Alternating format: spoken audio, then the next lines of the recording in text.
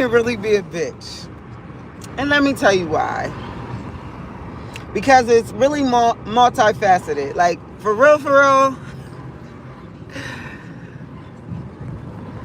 the healing process is such a strange and confusing process that one minute,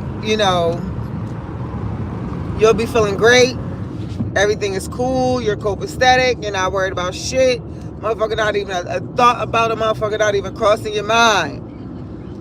And then out of nowhere, this shit will just smack you in your face like, ha ha, bitch, you thought you was over me? You thought you got over that nigga? Wrong. Bitch, let me show you something. Let me tell y'all something. Heartbreak is crucial. And I don't wish this shit on not a single soul. Because, baby, the way I felt yesterday, if that motherfucker would have called my line and said, come to get me, I would have drove 4 hours to go get that motherfucker. That's how I felt yesterday. Like, I felt like I didn't care what we was going through. I didn't care what happened. I wanted to fix it, whatever it was going to take. I don't give a fuck if I had to take counseling classes with this motherfucker. I would have done it. That's how I was feeling yesterday. Like, I felt like I was just, I don't know. I wasn't my normal happy-go-lucky, peace by the day type of person yesterday. And I wasn't angry. I wasn't upset. I was just like a lot of hurt. I wasn't really in my feelings yesterday. And it came like so sporadically. It came out of nowhere. Like, I'm sitting there minding my business, just had a great weekend with the family, and boom, woke up, wave of emotions. Hey, bitch, bow. Like, even the nights I was having dreams about it, I wasn't waking up with this type of emotion. But yesterday it was just like, damn, what the fuck? How did we get here? How did we get to this point? Like, this nigga was everything to me. Like, how the fuck do I trust myself again to love somebody else again when I know for a fact, for one, I don't know how to acknowledge love when it's true love. I don't know. I'm a dreamer. So I always just dreamed that this person was the one for me. You feel what I'm saying? Mo, I'm honestly, I'm feeling better, and I'm just talking about it. I'm just, just letting it off now. And it's just like, I was just saying how I've been fine, right? I've been perfectly cool. And then yesterday, I don't know what it was. I don't know what happened, because there was no trigger. There was none of that. But I just woke up in the craziest, not upset, not angry, I was just really hurt. You feel what I'm saying? Like, damn, how the fuck did we get here? Like, this nigga was everything to me. Like, how can I trust myself again to love again if this is how I'm feeling? You feel what I'm saying? And it just came, the fact that the wave just came out of nowhere. Like, I was in the pool, minding my business. You feel what I'm saying? Girl, like, big emotions yesterday. I was so, like, out of it. Like, and it wasn't that, and I love the fact that I wasn't angry. You feel what I'm saying? Because, again, that is part of that healing process. So, who was that? Bay Life Mike, let me tell you what happened. So, and not to really drag too much into it, but I had this guy. We dealt with each other for a very long time. For almost 18 years, we've dealt with each other on and off. In relationship, not in relationship, in situationships, outside of situationships, like, just dealt with each other, been with each other for a long time. I was a submissive for him, and, shit just went bad. Like, you feel what I'm saying? I was never really his person. Yeah. I was never really his person. You feel what I'm saying? I was his person, but I wasn't his person that he wanted to fall in love with. I felt like he just loved me, but he loved me to an extent of what I was doing for him. You feel what I'm saying? It was never like real love, like genuine, like, yo, I want to be with this girl forever type of shit. You feel what I'm saying? Even when he would say little shit like, oh, we locked in forever, it was never more so like, I ain't gonna say he childish. At the end of the day, I didn't set the expectations that I wanted more with him. You feel what I'm saying? I didn't set any expectations with him, and I kind of just let him do whatever he wanted to do. If he wanted to come through and fuck the shit out of me one day, then and go home to his girlfriend the next day, that was cool. The problem was I watched him go through so many different relationships, right? That I started to believe myself. The reason why he's not successful in these relationships is because he loves me. He wants me around forever. So I started to believe the delusion in myself. You feel what I'm saying? And I can't solely blame him because, again, one, I didn't set those expectations of what I wanted because I didn't know what I wanted. I just knew I wanted him to be a part of my life forever. I didn't give a fuck how it was. I didn't give a fuck if he was my boyfriend. I didn't give a fuck if he was my lover. I didn't give a fuck if he was my best friend. I just wanted him to be a part of my life because I felt like everything to him. You feel what I'm saying? Like, I felt like, and it was pointed times where he would tell me, like, yo, you my kryptonite. I can't be around you. I'm always going to want you. And I'm like, yeah, that's because you love me, nigga. The whole time I'm like, nah, bitch, he just like the way you fuck him. he just like the fact that you can throw that ass back. Like, you feel what I'm saying? Like, can I start my story over? Of course. So it was just a long time dealing with a person who was not just my lover, but he was my best friend. At one point in time, he could have been my kid's father.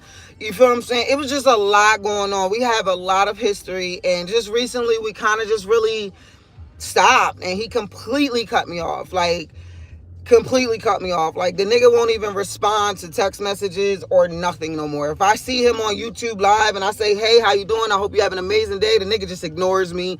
Like, I never meant any fucking thing to him. And I get it.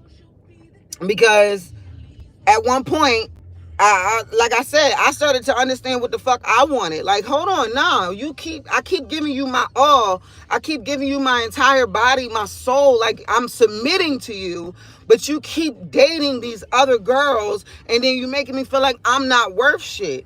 So it came to a point in time where I wanted the girlfriend he with now. I told her, I was like, listen, I'm in love with him. You feel what I'm saying? I have been dealing with this man since I was 17 years old. This bitch basically laughed at me and told me, ha ha. And now they moved in together into a condo in Miami, and they're doing great. I can't be a hater because y'all are succeeding and happy. But I can be a hater as a woman that you laughed at my pain when I told you I've been in love with this man since I was 17 years old. You feel what I'm saying? So now it's just like it is what it is. So it's been since March that we've spoken to each other. We've had any kind of words with each other. And yesterday I just had a moment where I kind of missed him. You know what I'm saying? Like, damn. And it was nothing that happened. Oh, trust me, I'm good. We ain't worried about it. Again, this is me just expressing to y'all how when it comes to heartbreak and the healing process, a lot of people will make you feel like the healing process is one said and done. It's not. You feel what I'm saying? It's not. I've been dealing with this man for 17 years. We just stopped talking the beginning of this year. So at the end of the day, I'm going to have moments where I'm like, damn, I just miss him. But that does not mean I'm ready to run back to that nigga and be, you feel what I'm saying? Oh, let me go hurry up and figure out what I can do to make him love me again. Now, we're not doing that. We're not doing that. This not that type of party. I'm not even with that shit no more. Like, first of all, if you ain't going to love me correctly, please move past me. Because the way I'm going in life right now, it's everything but up. I got the podcast. Podcast is doing numbers. You feel what I'm saying? I'm losing weight. I go to the gym every single day. So I'm building my body, right? You feel what I'm saying? Getting my mental right. It's been 17 years, baby.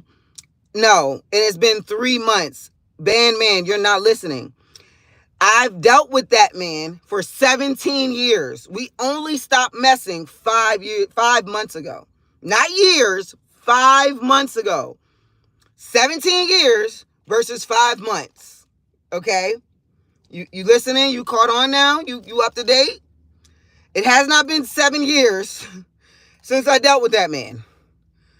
Baby, we would have been over. Like, this shit this conversation wouldn't even be had. You feel what I'm saying? 7 years my ass.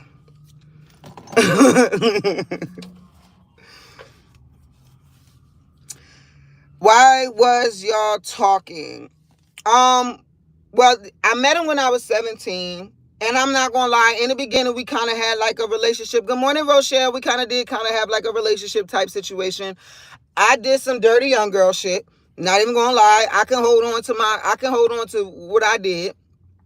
At the same time, he was still with his baby mama. So our whole beginning of our situation was like really just fucked up. It had no business being even coming to. Like we was for real supposed to be some one night stand shit. It turned into a 17-year stand shit. I'm just saying. All right, it was supposed to be, I'm gonna fuck this nigga and we're gonna keep it moving. He probably was like, I'm gonna fuck this bitch and I'm gonna keep it moving. This shit was a little too good. We kept fucking on each other, and then not to mention we had a great vibe with each other. Like we the type of people that can hang out and not just, you feel what I'm saying? Like we could really hang out.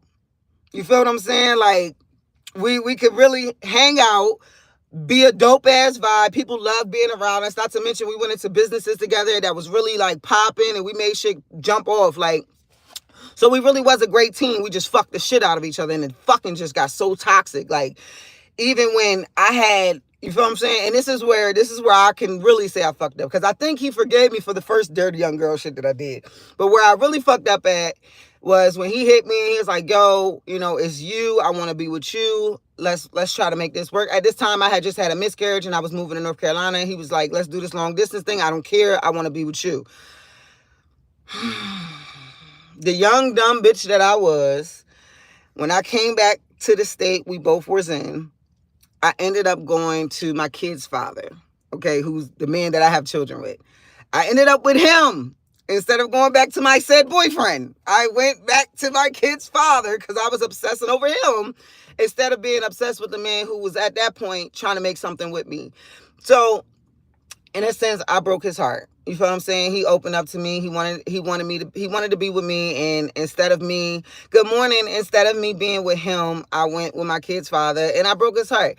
And to this day, he'll say that doesn't hold any weight on the fact of where we're at now. But the fact that he'll also say, I will never give you another chance to break my heart again, tells me everything I need to know. So he hasn't forgiven me for what I did when I was 18 years old. Mind you, I'm 35.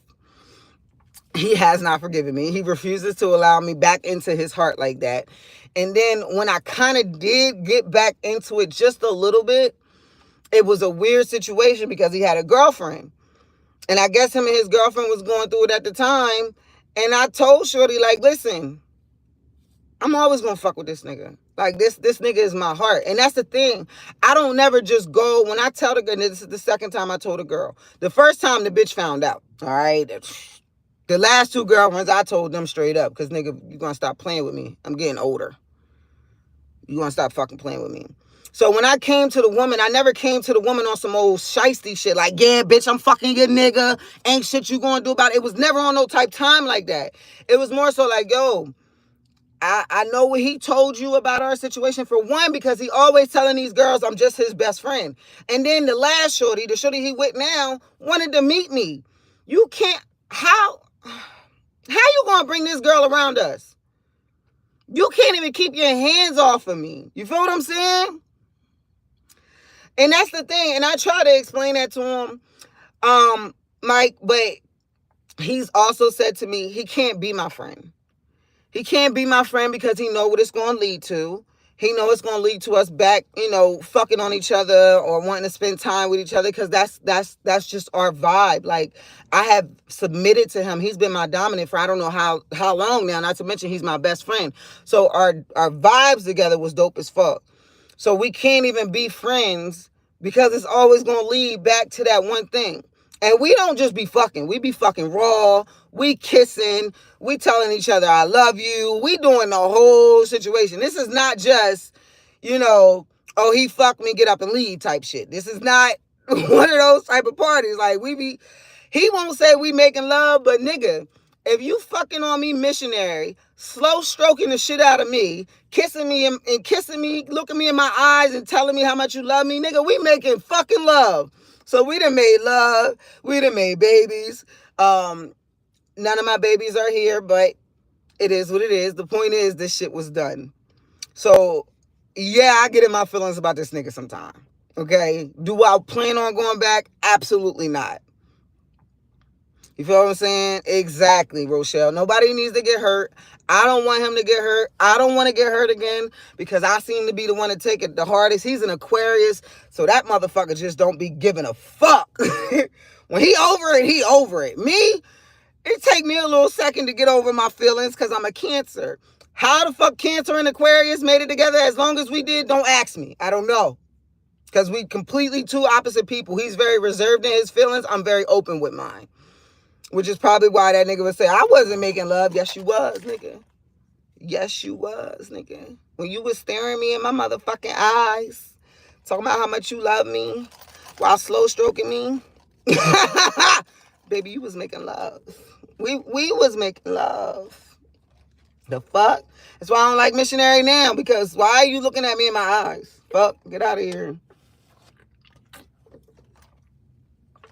And then I gave up all my good years, Kia. I'm 35. 17 to 35. I gave up all my good years. All of them. But it's okay. Because what that also means is, now, like I said, I'm going back to school next week. Classes start next week. I'm super excited. That, Mike, see, when I say that, I'm wrong, though, right? See, you a man, you agree with me. If you stare at a chick in her eyes, right? You kissing on her, and I don't mean just kissing her mouth. I mean, you kissing all up and down here. You kissing on her nose and shit. You kissing her neck, biting her ear. You telling her how much you love her while slow stroking her raw. Motherfucker not finna tell me you wasn't making love to me, bitch. I know the fuck. Nigga. I got 10 more good years. I appreciate that. And you know what's crazy? I acknowledge that because right now I'm in my biggest glow up. Like, I'm in the gym every day. I'm eating healthy. You feel what I'm saying? I'm reading again. I'm doing my podcast. Like, so for one, my elevation is coming slowly over time. So I already know these next 10 years is about to be amazing. It's about to be fantastic. I know what the fuck is going on. I always say I want to own my first home by the time I turn 45. The fact that I'm 35 and I'm on this mission now just reassures me everything. You feel me? And I got my kids. Don't get me wrong. A lot of people can do a lot of shit without some kids. Another thing that be pissing me off, but we're not going to get into that. You can't check for me. You feel what I'm saying? Like, you can't check for me and tell me I'm not doing something right in life when you keep getting with people who don't have children. That was my biggest thing about him, and I couldn't stand it. Like, you always get with these girls who don't have children, but then you turn around and you look to me as a mom, not even as a mom, but you look to me to do all this freaky shit for you. You know what I mean? I'm gonna spoil you. I'm gonna buy you sneakers. I'm gonna buy you clothes. I'm gonna take you out to eat. I'm paying for trips and shit like that. Like, I don't mind doing that because that's just me. But I'm doing that as a mom, and I'm doing it as a woman who's in love with you. But yet you'll go and fall in love with a bitch who ain't got no kids because she's able to provide a little bit more for you. I don't like that. And I think that's what kind of like started to piss me off about our situation. And it's like, bro, you really don't respect me at this point. Because how are you making me feel inferior to someone who doesn't have the responsibilities that I have? You feel what I'm saying? But that's life. That's life. You know how I go.